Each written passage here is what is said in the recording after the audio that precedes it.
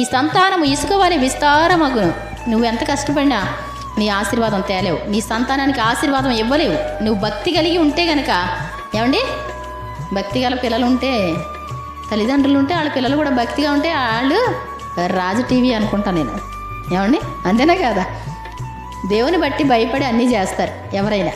ఏమండి, ఇంత బంగారం ఉందనుకోండి, మీరు కష్టంగా ఉన్నప్పుడు ఆ బంగారం వచ్చి మీకు ఆహారం పెడద్దా?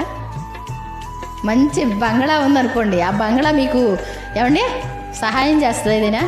అదే భక్తి గల పిల్లలైతే